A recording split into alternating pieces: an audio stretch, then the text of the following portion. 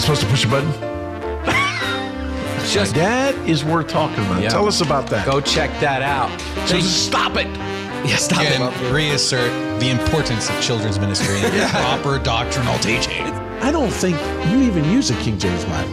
Rain on my pages, Lord. Maybe I'll write a book and grow a beard, and I'll get some skinny jeans. I think I could handle everything except for the skinny jeans. Me, I'm the pastor. Knock, knock. Hello, your pastor. Thank you so much for joining us for this episode of The Brook. Don't be stupid.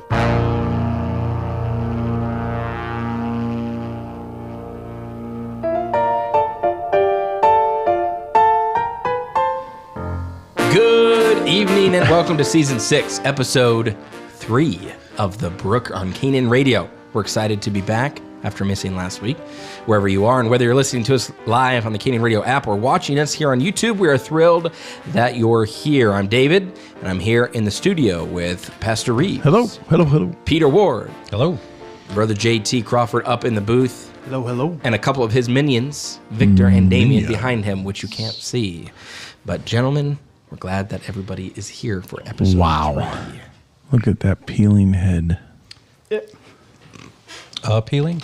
It's just peeling. Peeling. It's not peeling. Why? Why is it peeling? Wow, this feels like it's way up in my face. I have been in the sun. How's everybody doing? This That is in a is this way. better Wow. for No, everybody? it's ignorant. Just get rid of the this less pop shield. offending? Get rid of the shield. You don't rid of need this? that stupid thing. Everyone can still hear you, though. That's okay. Hi, everybody. This is what fatherhood does to you when you don't get any sleep. I'm making it worse. Squeak. Wow. Hold on, guys. This is kind of why we started late. We're just, Technical difficulties. how come the radio app? I think I got it. You sure? JT so wisely turned me off. What? Radio app. See if I- Wank. Radio. Well, that's not. He what I'm did looking- not mute his. I did. It's muted. It's like down to the bottom. Oh, it went. Right here. How's that better? Hang on, I'll put you. You need to push it the opposite There you direction. go. Now every can. Boom. So Well, what a blessing. a lot of sun this week, Yes. and My white balance is just not quite right. It's a natural tan. I look like Donald Trump. I don't right think you're quite right. now. Go back to the white balance. Brother Peter's like, I'm Bear with washed us. out. He's Bear like with us Michael- while we train someone. I just said Michelangelo. He's like, Michelangelo. I meant he's dead. like Gabriel. Gay? Mike. Who's the angel that came and was like, "Yo, you're pregnant"? What? Gabriel, right? What's Michael Gabriel? Okay, keep going. The archangel. Keep going. Gabriel is going. Messenger. Oh no, Does anybody want to Video. tell me what this is? is that what we were on? Yes. Okay, go into the white balance part. The actual like adjust. Please It bear should, with us it as should we say are- adjust. Adjusting a few things for those of you viewing on YouTube. All right, go If you do not to the understand blue. what is going on. Oh, that's too blue. Back. Oh, there it is. Back. Okay, it's all right. And in other Right there. news, What do you think, guys? Close enough? Or am I too blue you, now? you should comment on the chat if you think it is too much. We'll go with it. What?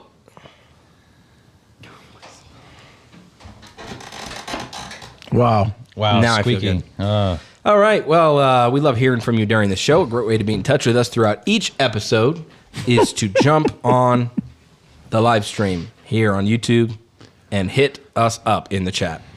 We often read your comments throughout the broadcast, unless, of course, you get blocked.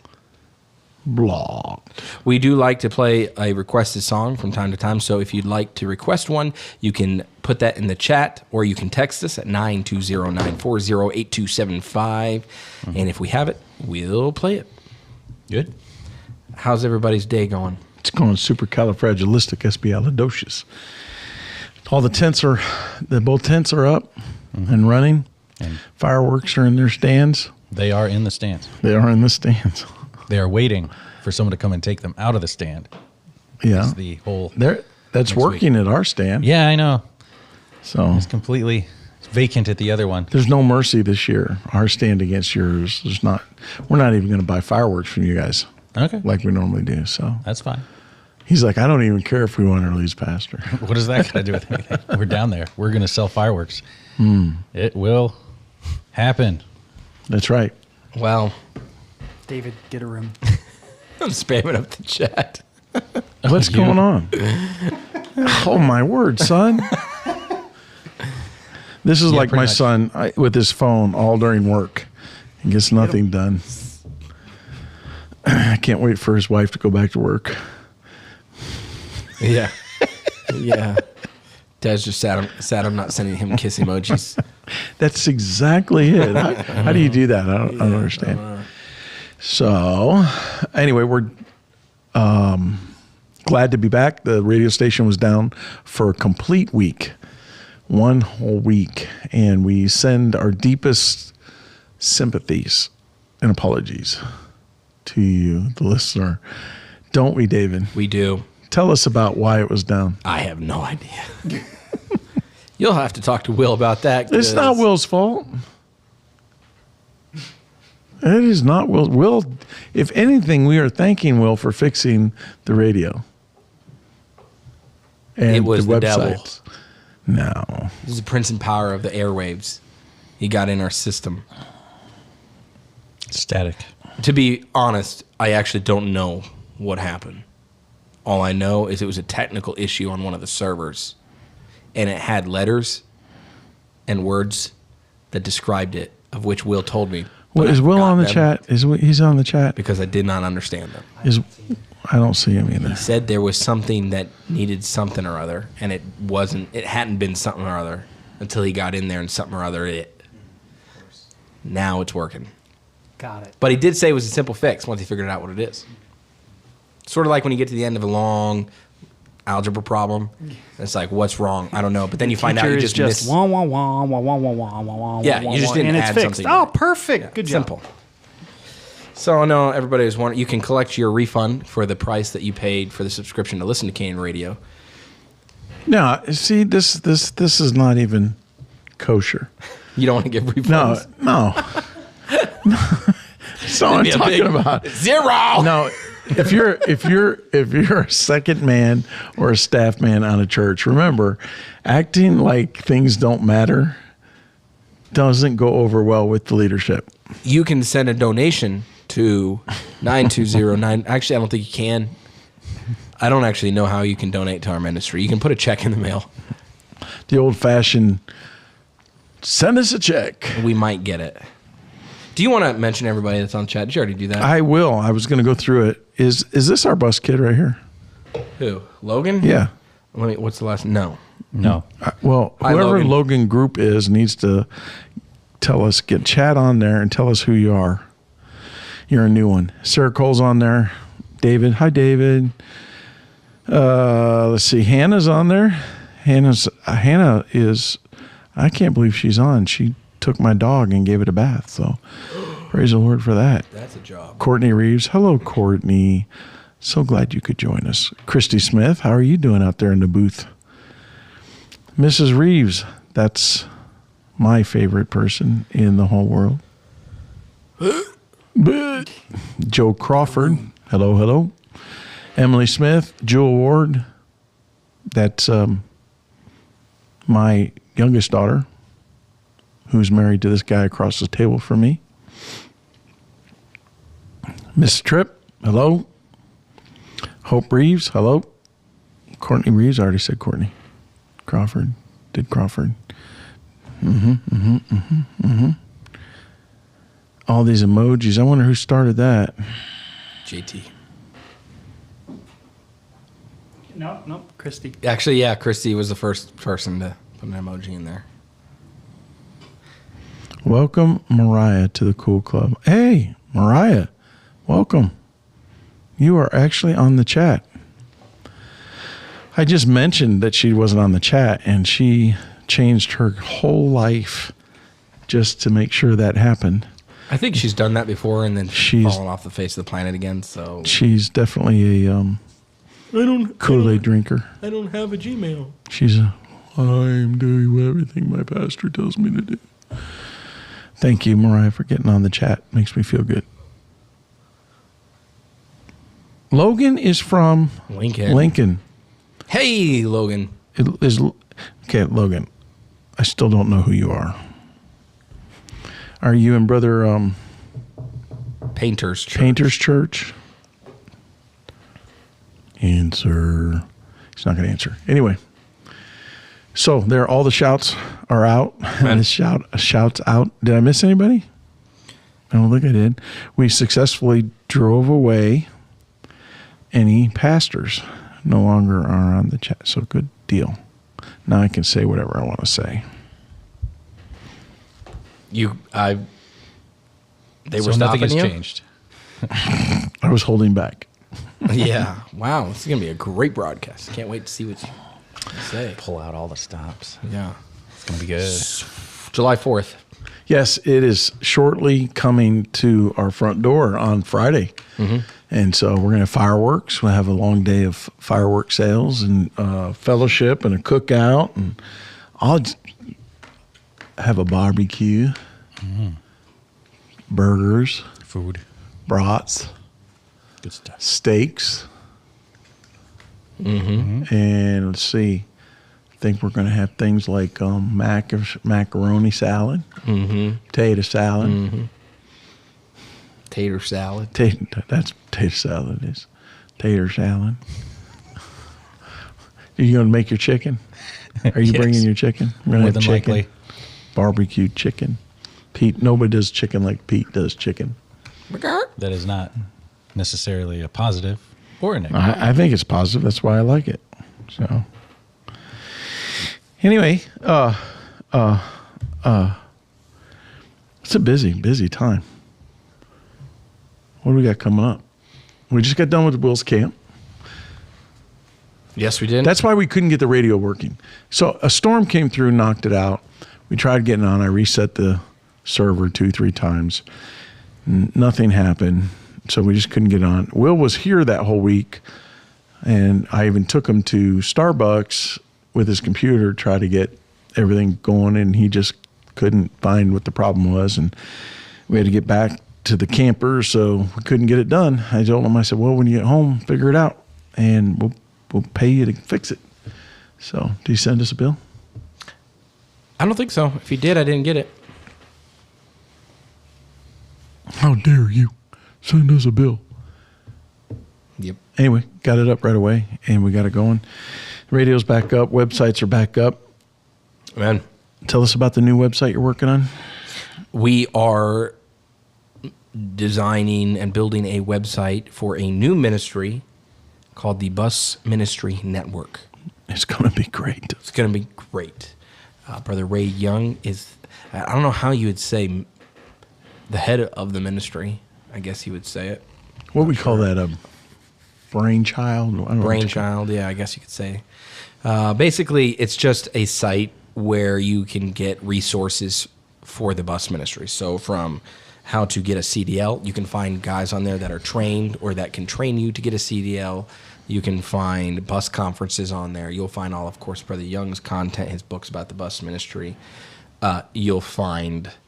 I think be links to different guys' stuff, like your Little Big Bus Yes. Ministry will be Yep. on there. Yep, YouTube channels that are about the bus ministry. Did you say CDL links? CDL, yes. Maintenance. If you have a question about your bus, you can find men on there who are mechanics, who have worked on buses, that you can call them, and they're of like faith. I think we're going to... Peter wrote a book on painting the buses. Painting, yep. Maybe we painting can the put bus, that on there. That could be on there. So, Testimonies of bus kids will be on there, and it will grow from there. But more or less, that's it. So it's just going to be a great place to access a bunch of resources to help churches have bus ministries, thriving bus ministries again. So it's exciting.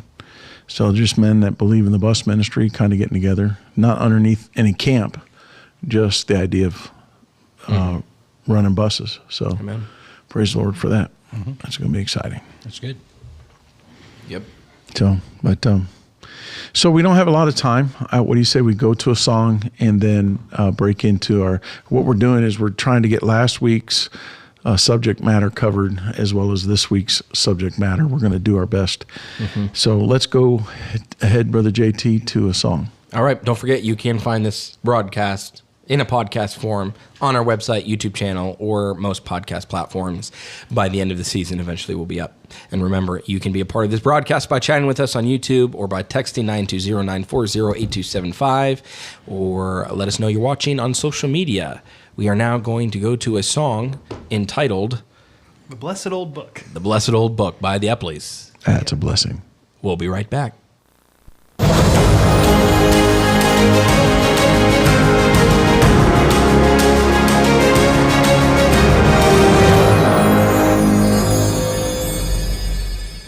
Acts chapter 1 and verse 8 says, "But ye shall receive power. After that the Holy Ghost is come upon you, and ye shall be witnesses unto me both in Jerusalem and in all Judea and in Samaria and unto the uttermost part of the earth."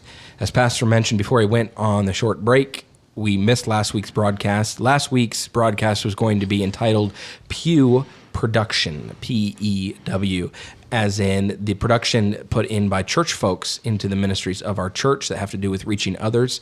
And that was really going to go over Sunday school and our bus ministry. We're going to catch up this week. So we're going to cover last week's topic and this week's topic. This week's topic is more entailed around our outreach ministries that go further than just North Platte.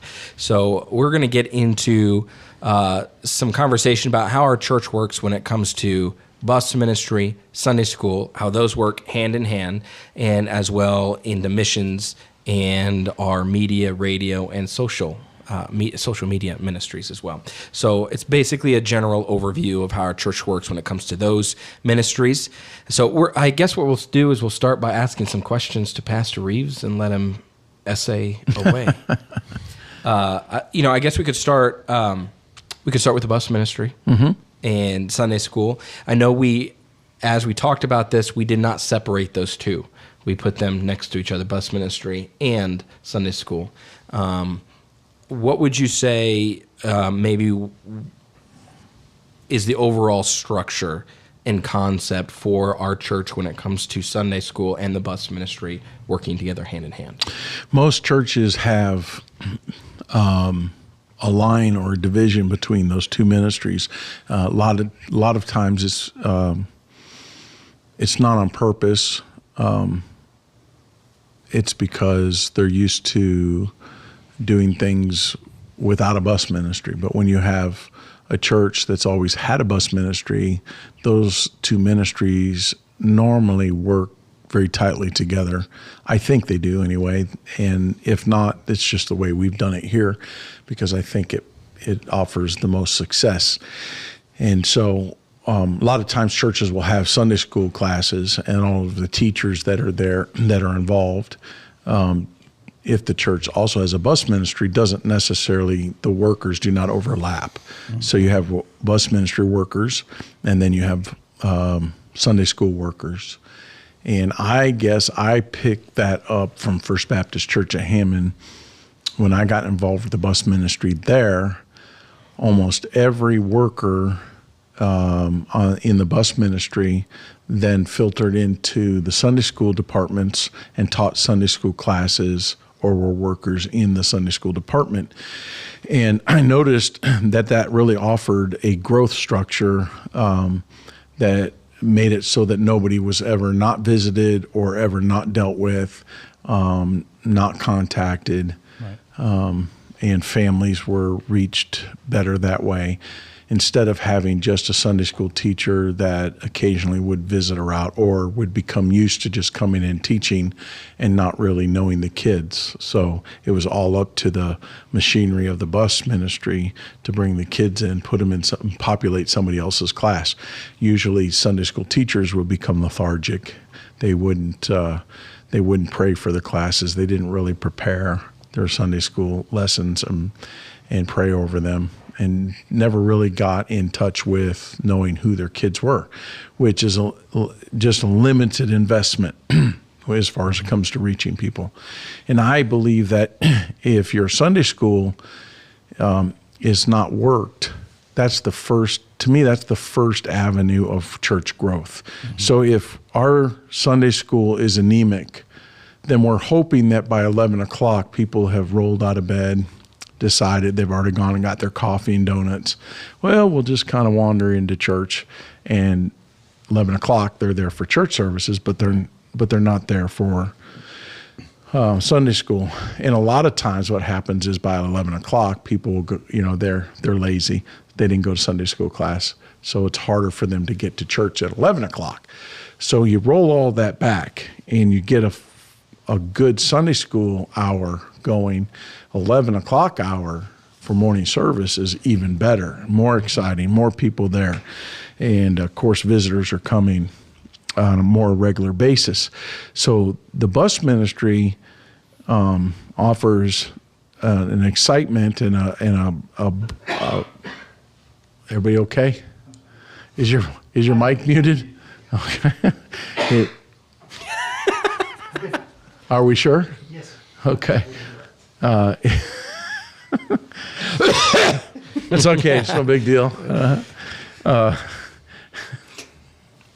bus ministry is exciting ministry. Yeah, it's exciting ministry. So is the radio ministry. We'll talk about that a little bit. But what it does is the workers bring in the bus kids, the families, whoever it is they reach, and they go right into the Sunday school with those kids. So they already know them. They've kind of organized and run their bus routes, and many times those kids will be in their bus workers' classes, and especially in a smaller church.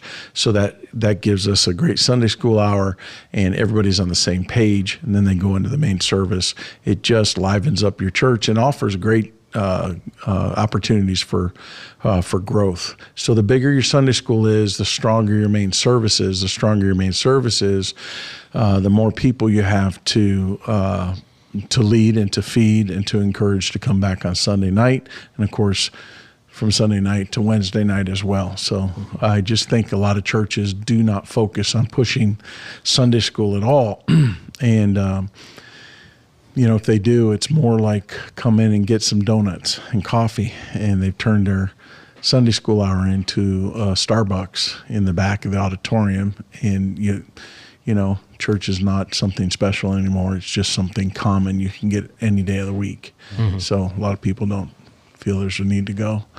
So I keep church and Sunday school an exciting time to learn the Bible and carry the Spirit from the bus ministry into the Sunday school hour, and then keep it rolling into church service. Mm-hmm. So our church is a little unique in that respect, as far as most of our Sunday school teachers are also bus workers. Would you say that is necessarily a guideline or a standard that you have? And then to follow that up, what are some standards that you have set for individuals if they want to be a Sunday school teacher or a bus worker? Well, I don't think there's any one way that a church in the Bible tells you have to do it. Obviously, bus ministry is not in the Bible, but it is a tool that we have today. Neither is Sunday school. It's not necessarily in the Bible. So, but I guess I'm kind of confused what you're asking me. I'm saying, are you saying, obviously that is a plus when it comes to our church, that it's somewhat a product of the size of our church and the emphasis of our church, the bus ministry and Sunday school working so close together. You talked about. Well, that's what I said at the beginning. Right. I said every church doesn't have this. Mm-hmm. They have teachers over here, and then they have a separate bus ministry. And so the unique thing about our church is our bus ministry has workers in it that are the Sunday school teachers and the workers in the Sunday school. So mm-hmm. All of the workers that are in our bus ministry, running our buses on Sunday morning, get off the buses with the kids and directly go into right. Sunday school classes. Mm-hmm. You don't have that in most churches. As far as that's just the way we do it here, mm-hmm. because it just benefits not having to deal with Sunday school teachers that are out, that don't have any standards, that don't dress right, that don't, they just come in, they want a class. Mm-hmm. And I think teachers of the Word of God should be lifted to a higher standard when it comes to their walk with the Lord. And it can be seen in their daily walk. So, people say, I want to get involved with the church, but they don't even come to Sunday school. I'm not going to ask them to be involved in the Sunday school by being a teacher when they're not even on their own willing to see the importance of sitting in a Sunday school class themselves. Right. So it's all connected. And I do know that majority of our, our churches are led by men who are desperate for leadership, and so they stick anybody in there they can, and they even use those positions to draw people into being faithful, and it never works. You end up having a watered down Sunday school lesson because people are not committed to those truths, those standards. So it's like I said, if you put an expectation on your Sunday school workers to be bus workers, you raise the caliber of what you're teaching, what they're teaching and what they're learning. And it's all about, really, to me, Sunday school, anybody can stand up for 25, 30 minutes and talk or do coloring or whatever, do flannel graphs. But when you've got somebody who is actually serving and they're putting in that extra mile, it's a different flavor. It's a different emphasis. And that's what I want. I think that's what our young people need to see, that we're servants, that we're serving across the board in that area. And as far as standards, are you saying requirements? Yes. Okay. So yeah, there are requirements to be a bus worker. You have to first be faithful to all the services yourself. You have to choose to do that. If you're not faithful to every service, then you're the last person I'm going to ask to be a leader and be put before the children, because I'm teaching faithfulness. And so you have to have that understanding. Of course, that requires growth. So you come 3 weeks and you come to every service, Sunday morning, Sunday night, Wednesday night, you're not going to be a bus worker the next Sunday. It's a long period of where you are personally growing to the point where you're coming to every service and that's not a fight for you anymore. And now you're starting to get involved with soul winning. You're wanting to do, you're giving. Maybe you have stopped dressing inappropriately at home as well as in church. Clearly you have a zeal for the preaching. You can tell when people are on point, you're up there preaching and they're looking at you like they're mad at you. Well, I don't want somebody mad at me in charge of a bus route. Right. I don't want somebody who's opposed to leadership. I'm not going to if I know that there's a man out there that's capable of running 2 buses and filling them, but he's not capable of following orders, I don't care how many buses he's capable of running. He's not going to get in the bus ministry here because everything's connected all the way through. So I don't know if that helps you. Obviously they need to be taught doctrinally, learning the Bible. Not everybody knows the whole Bible, so that's not a requirement. You don't have to, there's no level there, but you have to have the understanding that you are always learning and you're teachable. And that's very, very clear if you have a young man who's a teenager, he gets saved, comes to church, gets baptized, joins the church, wants to, start getting involved with the things of God, shows up on his own to every service, starts saying amen, comes in dressed in a suit and comes in with a haircut, and you see these changes on him. You can look at him and say, hey, why don't you go soul winning with me? Why don't you go bus calling with me? And then you get them in close to you, and you get to see their life, that's changing at home. And they're going to have struggles at home as they change, So having a pattern of good works before you put them most in front definitely. of an example. Most definitely. Let me ask Can this. I interject on that? No, you did use up your interjection with coughing. Go ahead. No, so my question for you is I know when I first came here, you did not put me as a Sunday school teacher right away, even though I had come from Woodlawn and that sort of thing. Well, that counted against you. But I wanted to give you the opportunity to put out that you also don't necessarily just put a novice. Just because you come from a church and you were faithful, that doesn't you don't necessarily earn that. That's more that would be more because you're under new leadership and different leadership. And so a lot of times I'm excited about the benefit that you have years and years of experience being in one church. You weren't a church hopper, so I knew there was a value there. but taking in consideration, though you're preparing for the ministry as well, I wanted to make sure that doctrinally I've taught enough that you are, not going to get in there and teach something really weird, So I don't know what you are as far as your eschatology. So I've got to teach my eschatology, what I believe here in this church. See, the pastor, it's not the church, it's the pastor that sets the doctrine and the teaching of the church. So just when you join another church, it's awful foolish for a pastor just grab whoever and not really take the time to teach them what he believes and why he believes it. Before you put that kind of a person, you have agreeables. You always had an agreeable spirit as far as willing to do whatever. But I just didn't know what you did believe. And then what I did know that we didn't line up, I was waiting for that to solidify as a solid change in your life, where that became your conviction. And I didn't force you to have that conviction, but I think you clearly knew that transition was something that had to be solidified, that I had that confidence in you. So, but I never tried to. I tried to be careful that I never tried to treat you in such a way that you were looked down upon, but encouraged that there's things that you needed to add to what you already knew.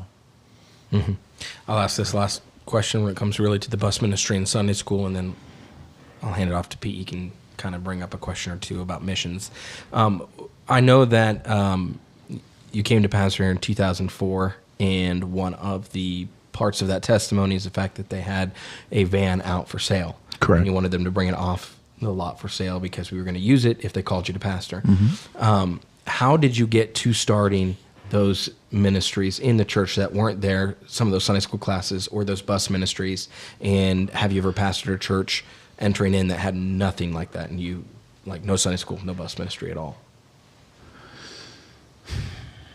Trying to go back through it in my brain. I've only pastored one church that I felt like was very difficult to lead. I started my first church, so that was easy. As long as my wife obeyed, we were good. That church merged with the church in Marietta, Georgia. That was the hardest church as far as leadership, because I inherited people that didn't have standards. They didn't have a love for the King James Bible. They didn't, they were more versed in teaching than preaching. So I was always having to deal with the criticism of, why is he yelling at us, kind of thing. And then they had no outreach. They weren't soul winners. They weren't trying to get people saved. They hired the preacher to do that. And they just wanted the glory of sitting in Sunday school classes or being nursery workers and just, having that title and doing flannel graphs and things like that. So that was a struggle there. Every other place that I have been as far as being a pastor has been easy because the people that were there wanted that leadership, and they trusted me as I taught the principles of reaching people. I know when I came here, we had Awanas. And I already was anti-Awana before I came here because they left the King James and no standards, and they give credit for any version of the Bible. So I wasn't for that, but I didn't yank it immediately because I had people here that were, I wanted to try to pastor them out of that. Eventually it became very clear that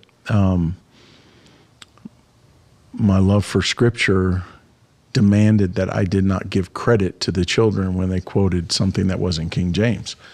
And when I did that, parents that dropped their kids off there were not members of our church would show up and yell at me during our church services. And I knew that kind of circus stuff doesn't go on. And not only that, we had all of our workers on Wednesday night were out teaching in the Awanas, and I needed to teach them the Bible. I needed to get them on the same page. So having the bus ministry begin to be stable and begin to produce offered a substitution for what they were doing with Awanas, and it was more biblical and church-based and unified. And so we just eased out Awanas and ramped it up in the bus ministry. Good. And teaches soul winning. And we started with van. Then we went to one bus. Yeah, we found a bus that was for sale and set limits on how much we pay and ended up getting it. And then we went to a second bus. Basically, and I took the young people that were willing, and there were some adults, but I took some adults and some young people. I believe the young people are the key. If you take the next generation and they want to do something, I got two young guys up here and they want to be bus captains. They'd like to be bus captains, but they readily will admit they don't know what they're doing. And so they need to be trained. Well, they want to get around it and they want to do it. They're both dressed up and they're ready. They visit their bus route and if we take time to train them and teach them, we'll have solid adults one day that won't give us any problem.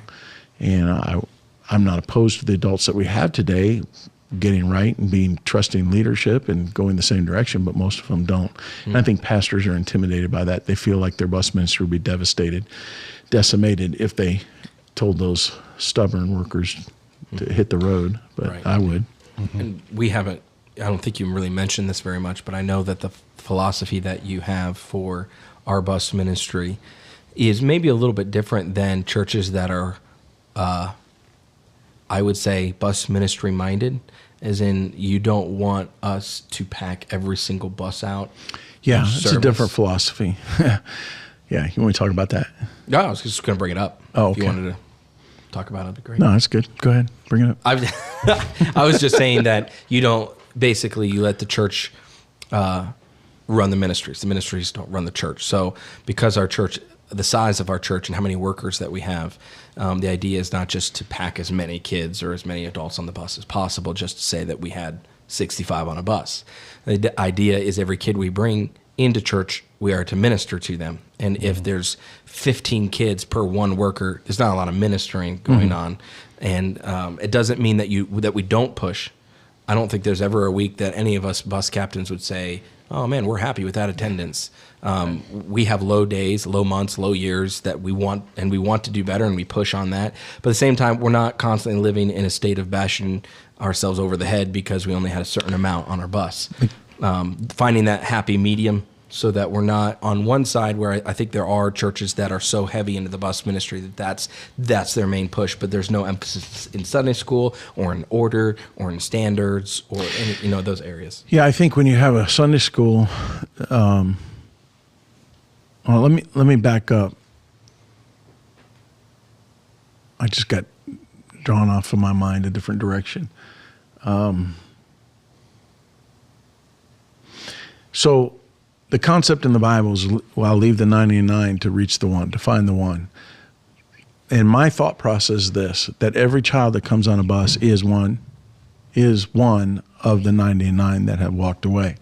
So I don't believe in just leaving the 99 to find that one. I believe that you go get the one, but you also pay attention. I think we can reach everybody. Every child that comes on our bus needs to hear the gospel, needs to be dealt with, needs to be asked that question. If they're good looking, if they're ugly, if they're good shape or fat or skinny, it doesn't matter. It doesn't matter what their background is. They need to be introduced to Jesus Christ so that they can get saved. And so I think everybody needs the gospel. And so, but as they grow too, I want to train them. I want to visit them. I want to give them the same things all the way across. And it's almost next to impossible if you are trying to crank out a full attendance on a bus to actually provide that. I personally had big days on my buses when I was in college.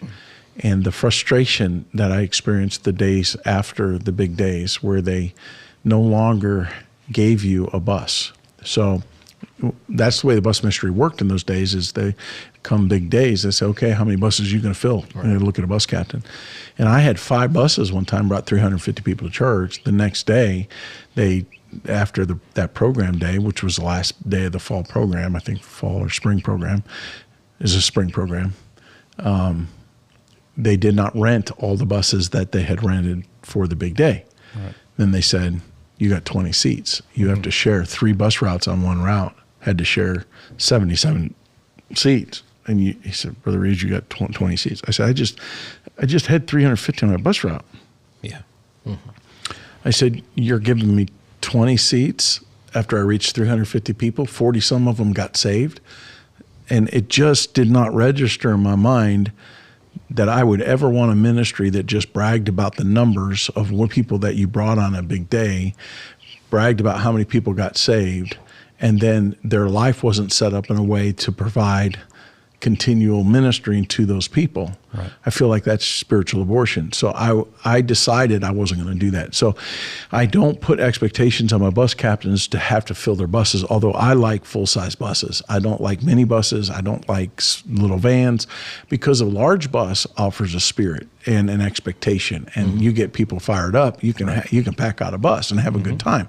But at the same time, I don't put that pressure on my workers because of that, but then also because most of the, just like I said, all of the workers that are in the bus ministry are workers in Sunday school and are Sunday school teachers, so I know that they also have to prepare messages for Sunday school class. Well, not only that, some of them are assistant pastors or sitting on a platform, some are ushers, some are, they're all involved in the services and the music and the piano playing. They're stretched out the special music. So they're all involved with everything. And the reality is I need to be okay with 12 people on a 77-passenger bus because, they're giving more than the average Christian would give just if they went to Bible college. Right. So I think that helps our church. And it maintains the same spirit that I had in college when we did it the other way and gave a bunch of buses and got all excited. But at least I know now that every person I pick up on a bus, I can go get the next week. Mm-hmm. And I think that's important. Okay, so shifting gears from ministries that we have here in the local church to reach the local population, we go to further down that scripture verse in Acts 1:8 and go into the uttermost parts of the world. Obviously, that encompasses our missions program. Correct. So I'll let Pete kind of open that up as far as some questions about that. Okay. Do you want to do a song between that? I think it'd be a good idea. Can Sure. we throw a song in there? Sure. We can do that one. You already got that queued up? Yeah. Okay. Sure. We'll come back after this. I Stand Redeemed by Marion Avenue Boys. Well, we're back. So about missions, I know our mission and our program and how we run it is a little bit different. I've been in churches before where missions is the main event. Like they have on their walls their 350 supported missionaries and who knows how many other side things or church planners and everything else. But we run things a little bit different here. And Pastor, what's your main... don't want to use the word philosophy, but that's kind of the side that I'm going with. But I know we don't have like a whole slew of lists. We don't advertise. We support 50 million missionaries. Right. But you have a very direct approach to it and a good reason for why you run it the way we do. So Yes. why is it? Yes. Pastor's a little OCD right now. He had 3 Red Bulls, people. Yeah. At least that's what he Wait, said. is OCD the right word? That's like no, that's over control. He is just very There's a term aware for of it. his surroundings Very aware. right now. Yeah. So missions has been something I've watched through the years in different churches done in different ways. When I was in Georgia, one of the staples of down in Georgia's southern churches is they are huge on missions. They mission conferences all the time. I mean, if you had any kind of conference at all, missionaries came out of the woodwork to go, be a missionary. I mean, that was a little somewhat of a joke there, and I'm sure some of the missionaries resent that joke. But the truth is, that's the way it seemed. It seemed like everything was revolving down south around sending out missionaries. It wasn't uncommon that a little church of maybe 100 people on Sunday morning would have over 100 missionaries. Mm-hmm. And boy, they were proud of that, and they'd supported $25, $50 a pop, whatever back then. And I'm not against missionaries. I want missionaries to go out. But it seemed like their churches were having missionaries as a supplement to being soul winners and to personally taking their responsibility to go into all the world and preach the gospel. And so I decided that that my missions program was not going to wag the church. That's not going to be the main push. If we're going to have an emphasis, it's going to be on soul winning souls ourselves individually. And I would develop ministries inside the church that fostered a heavy dependency on everybody in the church that is there doing their part to win others to Christ. And so money and time and effort all shifted to the local side. And I believe that verse that Brother David, Acts chapter 1, verse 8, gives that emphasis, that first in Jerusalem. Mm-hmm. And so North Platte, Nebraska is our Jerusalem. And so I will pour the majority of the money, the emphasis, and the time and invest in my own people way before I'll invest in missionaries anywhere else. So it does mean we have less missionaries than other churches do, and our support level is not, it's not huge, it's not big. Right. But I also believe, I have a reason for that as well, and the reasoning of that is, I would say out of our 18 missionaries, I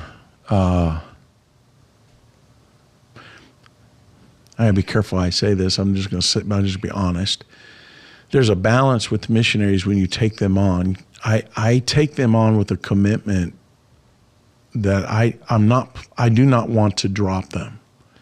So I don't make them fill out surveys, but I do ask them questions I find out where they're coming from, what their background is, what their training has been. And, then I have conversations with them. I want to see when they show up here, do they show up in time for our Saturday soul winning, or do they show up the last minute on Sunday morning just so they can present their ministry? That tells me a lot about a missionary. Mm-hmm. I want to read or find out, do they have souls saved when they are traveling or when they were in Bible college? I want to see if they're producers themselves. Right.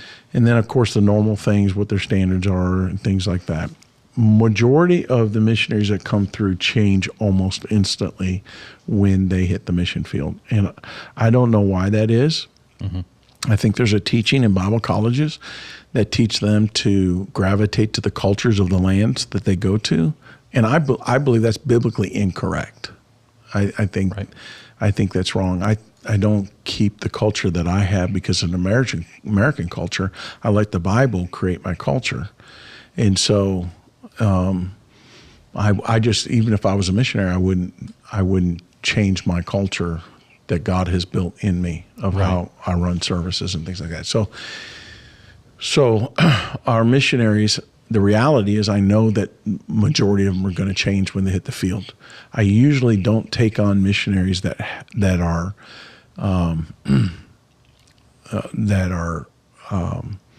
been on the mission field for a long time. I want to invest in somebody that's got years and years and years. I don't right. want to pick them up when they're in their 60s or 70s. Right. Which makes sense. You don't want to invest in an up and coming. Yeah, but I would say almost every one of our missionaries would not fit into our church. Yeah. Well, how about this? Sadly. What about, I know that mission boards is a big thing these days, mm-hmm. and having the name of a mission board basically either makes or breaks whether you get supported by a certain church or not. Now, I know that's not how you operate, but what is your take on mission boards and why? Well, first of all, I believe in the local church. Right. The ground of everything is a local church. And so I first believe the church's responsibility is not only to provide soul winning and all that, but we need to understand that we are the clearinghouse for missionaries. Mm-hmm. We are the clearinghouse for any missionary to the United States or to foreign fields. I feel that's our responsibility. I do not rule out or look down on anybody who's a missionary that went to a mission board. All of our missionaries understand and have a very strong stand for the local church. So it's not really a parachurch organization that they're involved with. I think there's 9 different clearinghouses. Our 18 missionaries come out of 9 different clearinghouses. When I say clearinghouses, some are local churches. They just are out of the local church, and some are mission boards. Right. And have had a long, 50 years ago, somebody would go to a certain mission board, it was a lot more solid than it is today. Oh, yes. So I still have mission boards that I don't support the mission board. I support the missionary. And so that's how I look at it. But it's getting harder and harder to find missionaries that you can confidently say are going to hold the line. Right. Well, so I just believe in local church. Exactly. Okay. And as far as our own church members and how we want to teach them and encourage them to get involved with missions, how would you suggest that one of our church members, maybe they've come into the church in the past year and they don't know much about missions. They might hear every now and then, oh, our missionary in the Philippines needs this and that kind of thing. And you bring up certain kind of things. First of all, I have a person that's in charge of making sure that all missionaries are stayed in contact with. All their correspondence goes to them. They read them. I read them as well. They come in my email. I read them, stamp on them. There are times where I get busy, so I have this person. That's their job. So they always ask me, "Did you see the prayer letter on this person, that person?" And I'll either say yes or no, I didn't see it, and they'll get me a copy and I'll read it. It's my job as a pastor to stay on top of that, but it's also the church member's job to stay on top of it. So we post the letters are in the back. People know that they're back there. We encourage them to read them. Occasionally, I'll see 2, 3, 4 people that are going through them and reading them. The needs, generally when a missionary needs them, we've had missionaries call us and say, hey, we got this great need. There are times where I think the need is something that we can help with. And many times the need is something I do not do anything about. I might mention it to the Lord and pray for them, but I don't take it on, I just don't feel like it measures God wants me to do anything about it. So as far as publicly, what's this idea of missions in our church as far as finances go? There's two mindsets. I believe there's two mindsets. There's faith promise giving, and then there's just basically the church pays their missionaries out of general account. And you can give in either case by putting your money in your offering and then designating it for missions. A lot of envelopes, tithing envelopes, have a place for missions. And the way it should be is all money comes into the church and then goes out. And so I don't deter people from saying I want this to go to this certain person, but I don't encourage it either. I like to be able to just share it amongst all of them, or to make the decision to recommend to the church, hey, this person's going through this, let's send them. But the way we've done ours is we have done faith promise missions early in the life of this church when I was here. What I ran into, because of the way our town is and the finances are and how hard it is to get people just to tithe. I don't feel like missionaries need to suffer because I'm a bad leader or because my people are bad givers or disobedient. So I went from missions, faith promise missions, depending on that. I didn't kill it. I encouraged people to give by faith, but I stopped with missions conferences trying to promote that. I backed way off of that kind of thing because I wanted soul winning to be the principal thing. And I started basically writing the support checks out of the general fund. So we have 18 missionaries, and we're just getting to the point. My overall goal for our church as far as missions is that someday it will be a mixture between support given by the regular general offerings, but then also faith promise, and kind of marrying those together. Until we get our church to a point financially where I believe we can move forward on faith promise, I'm going to try to bring our giving through the general offering, through our offerings, our income there, up to 10% of the total amount a month that we take in. So right now it's under that. It's probably about 2%. I'm fixing to, July 15th will be the first injection of a 5% total income of all offerings and income.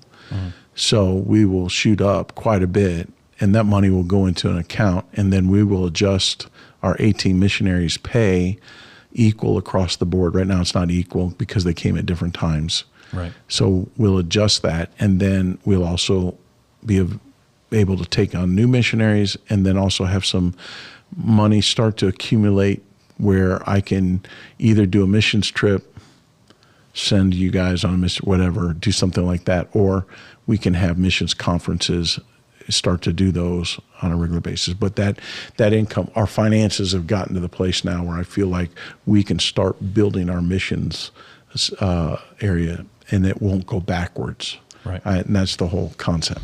Okay. Okay, well, we'll move along to the last topic when it comes to how our church works, and that is outside of missions, reaching other ministries or touching other churches of like faith. When it comes to our media ministry, Canaan Media, which also entails Canaan Radio, and we also threw in there our social media and our policy and philosophy, I guess you could say, inside of that.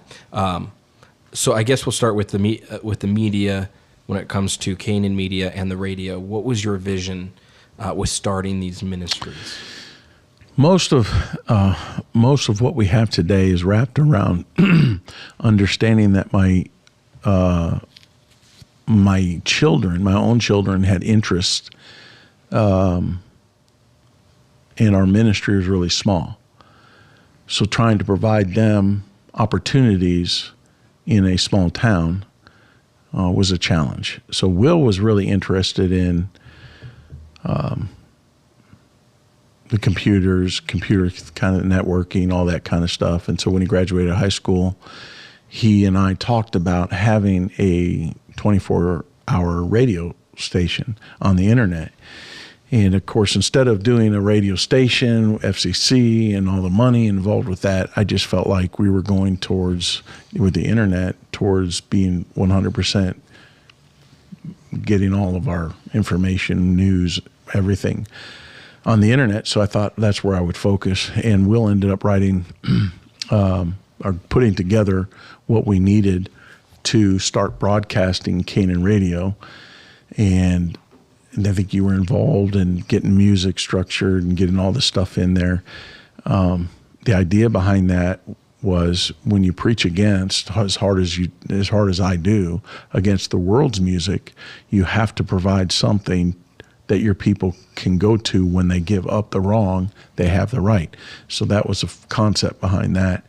And then, of course, putting it on the internet just gave us that extra oomph to go into all the world. Mm-hmm. And so we started, once we got Canaan Radio going, I think Will was able to do some analytics on it, see where these people were listening, and then also the app. He wrote the app, getting that onto the different devices. We were able to see analytics about that, who's listening. We found out people in Russia, people in Philippines, people in China, they're all over the place listening to Canaan Radio. Now, it's not a regular stream. It's not like our church people listen to it all the time. But they do, they tap in, they listen to the programs. And so we're just glad that God would bless it further. I started it to reach our people, and God has allowed it to spread out across the nation. So from there, of course, it went into Canaan Media, and you and Will both have talents with audio and visual. Mm-hmm. And so taking and doing missionary videos, putting those things together, movies, different things that we have used for the bus ministry, and then doing it affordable. We just bought the equipment. We researched the equipment.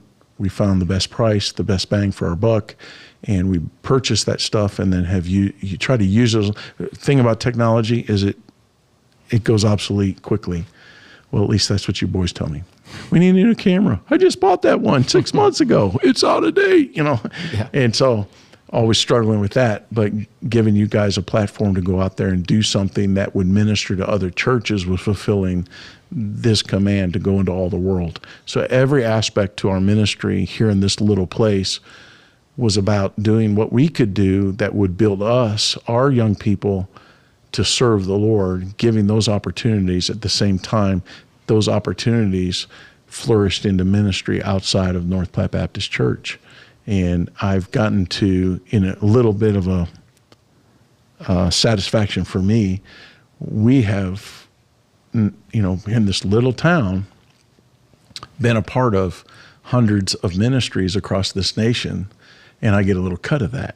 I feel good. I feel like, hey, and we're investing in, the bus ministry website. We're taking that time, and we're going to do some movies for this or that for the bus ministry. And I feel good about that we get to direct where our efforts and it's reaching people with the gospel. It's getting it out there. So, and we've got more to do. Amen. Okay. Well, I guess the last question that I would have would be more on the social media side of things. What would you say your vision and desire is for social media, not only the church accounts or church ministry accounts, but also for church staff? Okay. Well, let me just start by saying social media became a phenomenon in the last 20 years that has ruined so many lives. Facebook, Instagram, Snapchat. I mean, I'm sure you can list a whole lot more. Twitter.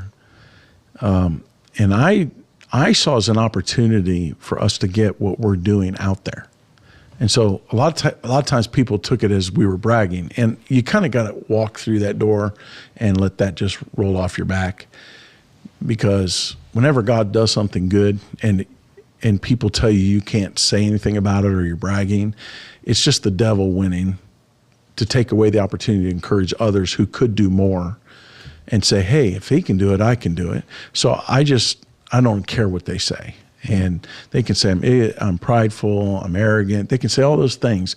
But social media opened the door to directly get a picture of Christ and what he can do with little nobodies instantaneously. Our bus ministry, boom, those kids. Salvations, boom. Baptisms, boom. Parade route, boom. Everything that we do, camps, boom. Daycare, boom. The Christmas program, boom. The Mother's Day program, boom. I mean, putting in all that, people getting saved. And then, just sourcing all that out there. And you get people who will come back and they'll attach critical comments, and you got to learn, block them, just block them. I mean, if they're saying negative things, they're not, a lot of guys think, well, I'll engage them. They just need to educate. No, they're coming back like that. They don't care.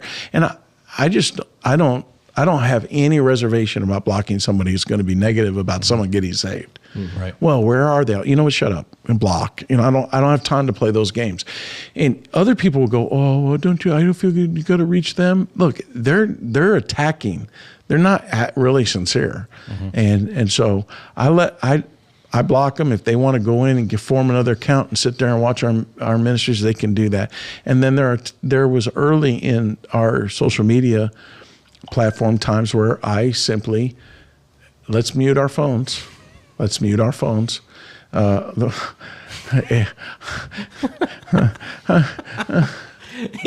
broadcast, JT says, hey, everybody, mute your phone. It's his job. It's his job to make sure our phones are muted. And he ding. You hate to see it. And, no, it's great. My wife has passed through. Sorry. Yeah. Tell your wife, bad wife. Bad wife. Anyway, you got me in trouble with Pastor. There's somebody that always will come back and fight it. And I think there's a responsibility that I have to not just play dead, just to ignore it. So here's my principle. I'll answer once directly. If they come back snarky again, I block them. And then, but most of all of my account, every ministry that we have has an account. As far as staff goes, I encourage them. I mean, Pete's got an account. He's anti-social media, and it doesn't matter what I do. I can't get him to post. Thank God for his wife, though. She can handle that, and she does that for him. So, and she has an account that she runs, the school account, and Pete has his, and you have yours, and I don't allow you to argue. I don't want you on the internet to argue, and you're not to defend our stands. Just, people are going to roll that way. I want you to put out good media. You have little bus ministry or Little Big Bus Ministry on YouTube. Excellent material, positive, direct, supports everything that we believe and encourages. That to me, that's a 1-2 punch in the face of the devil. So keep putting that stuff out.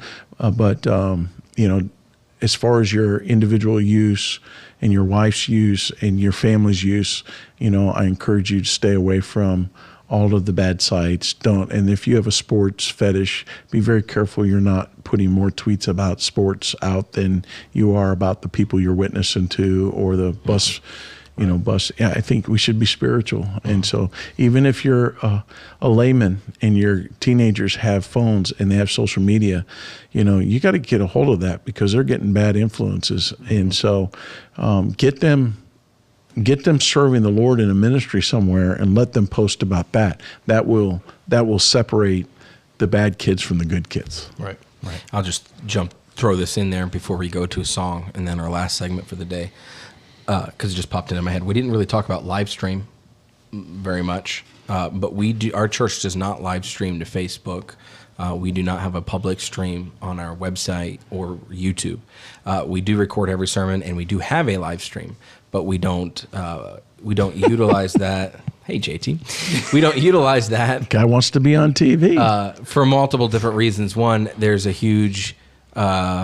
I'm not going to say a huge movement, but there's definitely a movement of people attacking independent fundamental Baptist principles and biblical principles and preaching. And so they have learned to go onto live streams and cut little clips out and publish them and act like we're extremists in what we believe or take things out of context. Number two, Pastor is very big on going to church and not staying home and watching the live stream. Yes. Also, in between those two is the principle that most pastors do not pastor, they preach. Mm-hmm. Right. I don't preach, I pastor. And so that means my messages are very direct and tailor-made for the people in that room. I'm not preaching to the Methodist, I'm not preaching to the Catholic, I'm not preaching to the post-millennials.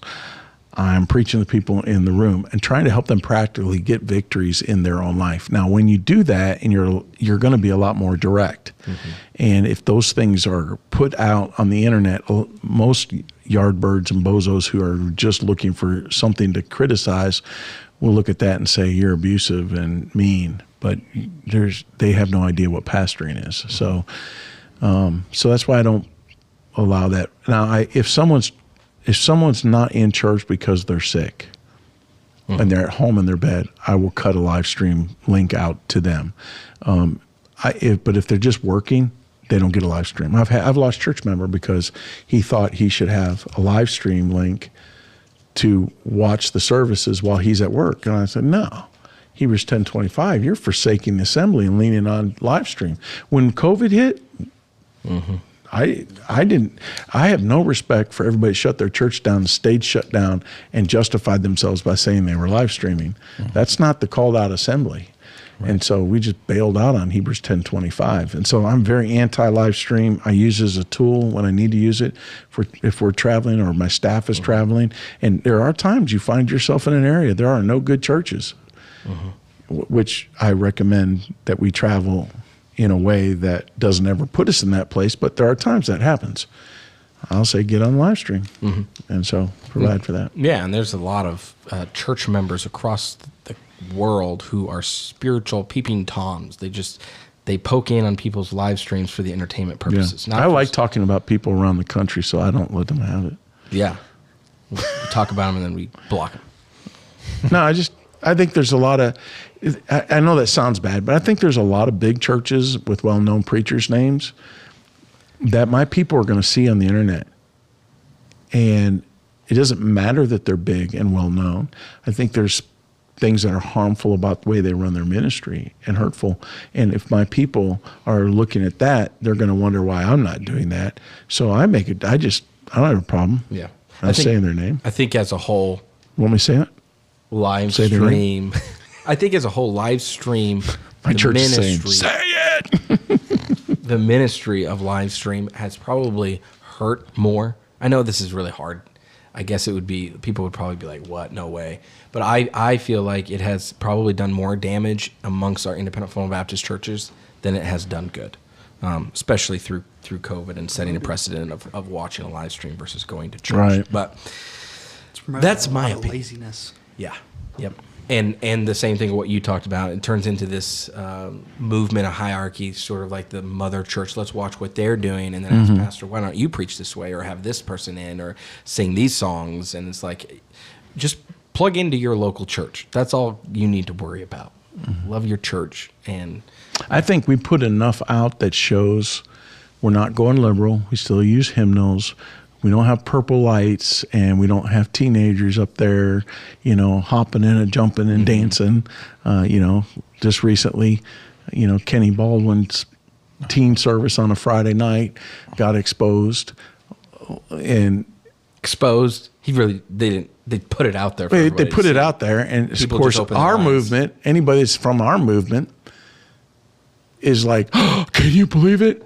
I mean, I'd known about that for over 10 years. Yeah. And nobody says anything. Well, it's okay. He can do what he wants. He's his pastor of his church. Let him do what he wants. Here's the thing. I was separated from him from a long time ago. I don't want anybody thinking. So there's been a lot of teaching, and his name has come up before, and I made a video, and my people have access to it. And so I'm just not intimidated with my social media to let the movement intimidate me. And that's a whole nother aspect of the live stream. Maybe pastors aren't preaching like they are today because they're not preaching to the people in the room. Sure. So maybe they would feel comfortable saying something to people in the auditorium, but because the live stream's going out, and they've got financial donors on there, maybe who knows, or maybe it could get cut and reposted somewhere if they say, if you don't tithe, you're the devil. Let's just say they say something like that and it gets back to that person. Maybe they're a little afraid of that. So now it opens up. You got to pastor the whole world instead of the people that are in your room. But people don't. I feel like that's not really a thought. Maybe it is, and they just avoid it. But the odds are on the weaker side. We tend to fall on the weaker side. I know we like giving credit and credibility, hope. Well, let's give them the benefit of the doubt. I think when you do that, you have a real issue, because the reason that you have to give someone the benefit of the doubt is you've seen bad signs of their ministry. And if those things are allowed to continue to influence my people with no instruction and guidance, then they don't grow up balanced. And then they can't understand, why aren't you for this in my life? Because they're not your pastor, that's why. So... Amen. Yeah. Good thoughts. We're going to go to a song here in just a second, and then we'll come back with our last segment where we'll ask a couple questions, and then we'll be done with episode 3. I did want to remind everyone, if you missed this episode or previous episodes, or just catch a little bit and you want to go back and watch the rest, you can go to our YouTube channel. We have playlists on there for each season. Until the season is over, we won't have an entire playlist for season 6. Is that where we're on? Yeah, season 6. So from the homepage on YouTube, go over and tap live. These live broadcasts are public. As soon as we're done, we put them public so you can go back and catch up and watch them and don't miss anything. All right, we're going to go to He Made a Way for Me by Stephen Ray Nichols and family. Be back in a bit.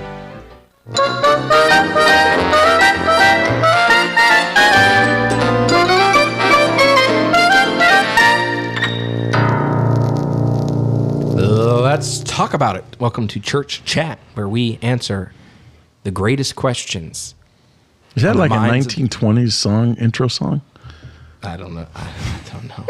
It's who picked it? Monsters Incorporated. I don't know.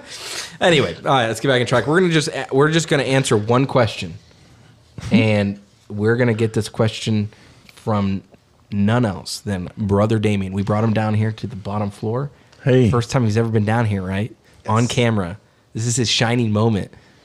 Can he be a big screen? Can it be all about him for a second? Okay. Yes. All right. Don't ruin it. All right. Oh, crack. It's ruined. Ask your question.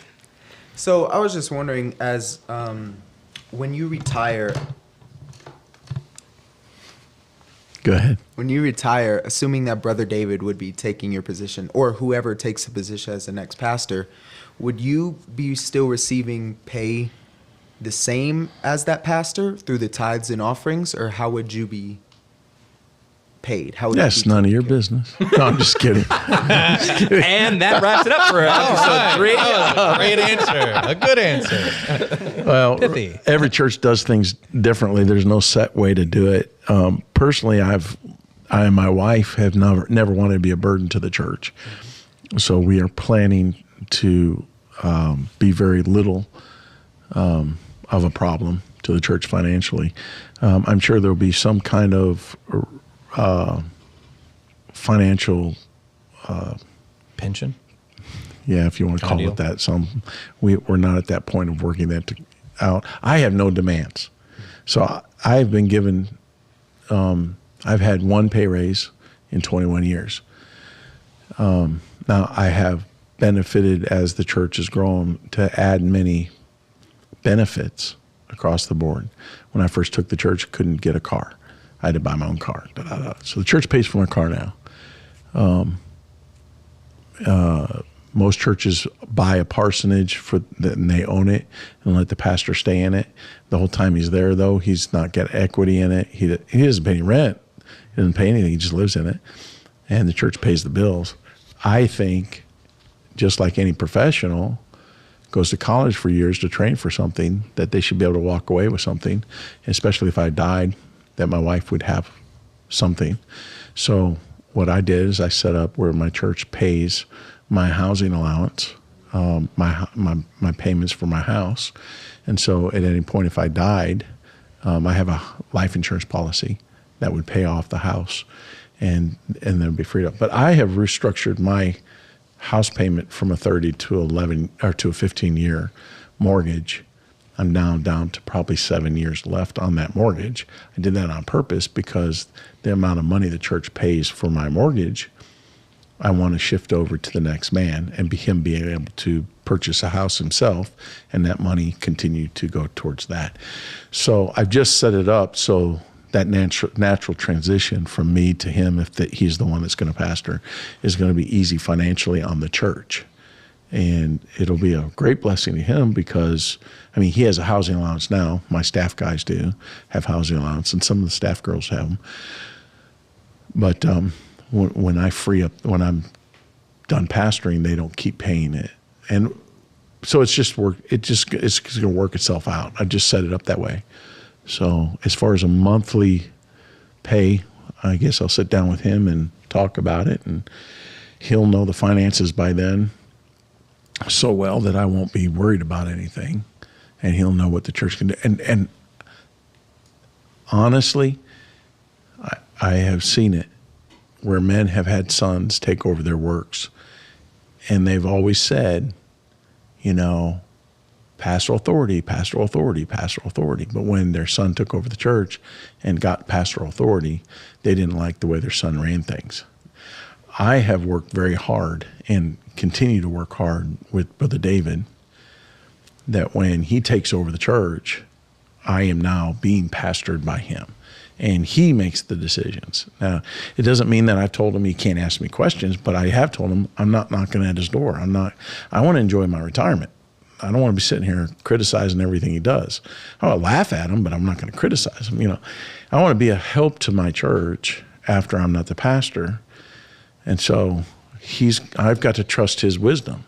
That's why you just don't hand it overnight. You build it together, and we are doing this together. And so I can, like everything this morning, all of this setup for the stand, I did very little as far as organizing it. He organized it, got everybody there, got it done. I just grabbed some things I knew needed done, and he didn't mind me setting up signs, and he corrected me about standing around for a little bit. So he corrected me and a couple of my secretaries, but he was right. We were standing around. We were not bringing boxes out, and so that was okay. And we have to get used to that because if he's going to be the pastor, so whatever financially as well, he decides I'm going to be good with that. And I made it that I made it so that I will be good with it because my wife and I have taken care of our personal finances to where we'll be fine. Okay. So I think the retirement is 40 hour. I can't remember 40. There's a certain way with, what is that? 401k? No. Social Security? Social Security. 40 quarters. 40 quarters. I have my 40 quarters. My wife has her 40 quarters. So Social Security we have that taken care of. So and then we have our own, I have investments. My wife has a 401k that has, done very well. I think I have 40 quarters in the bank. Can I retire? Different. So a little different there. Yeah. So I opted out of Social Security a long time ago after I got my 40 quarters. So I don't pay for Social Security taxes anymore. But because I had my quarters, I don't have to. I'll still get my retirement. So it's every church does things differently. And I feel because our church was small and I did not have deacon boards and councils and trustees and idiot financial people, I got to set it all up and then train people and gave them the responsibility.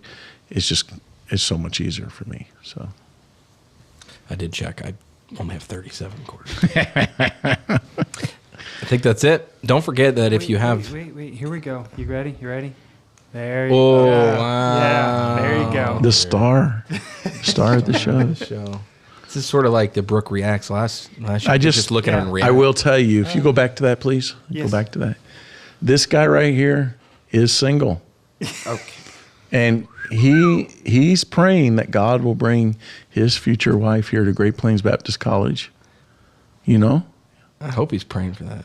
You want a husband? No. I just want. That's where that was going to go. But you're praying. You're trusting in the Lord to bring your future wife to our college. Go through the. So he's looking. So girls, take a good long look. Don't forget, you can rewatch this episode over and over again. Or forget it ever exists. Up to you. Soul winner, loves the Lord. Put a reactionary Knows emoji in the most chat. of his bus kids' names. It's a good servant. Oh, dear. Always had a great attitude. Sings a little too many Disney songs, but you know what? Oh, yeah. We're working on them. It's because he's from Florida. Yeah, that's probably it for sure. So praise the Lord. That's Amen. That's our segment. That's our. Yep, that's it. We did it. Episode 3 is- We pushed everything in there. two things. It and wasn't it's not too late. entirely. Yeah. It's only half an hour. Let's talk another 10 minutes. Oh. No, I'm joking. Oh, okay. Good. All right. Well, thank you for joining us for this episode of The Brook. We hope you join us again next week at the same time, in the same place for another fun-filled show. Pastor Peter, JT, Brother Damien, Brother Victor, and everybody in between. Thanks for a great show. Don't forget you can watch this in podcast form or listen to it on our website, YouTube, iTunes in the following weeks. Don't forget to like and subscribe. We'll be back next week. Have a great July 4th. See you later. It's going to be great. Everybody can talk. Am I supposed to push a button? Just That is worth talking about. Yeah. Tell us about that. go check that out. So stop it. Yeah, stop it. And reassert the importance of children's ministry and proper doctrinal teaching. I don't think you even use a King James Bible. Rain on my pages, Lord. Maybe I'll write a book and grow a beard, and I'll get some skinny jeans. I think I could handle everything except for the skinny jeans. Me, I'm the pastor. Knock, knock. Hello, your pastor. Thank you so much for joining us for this episode of The Brook. Don't be stupid.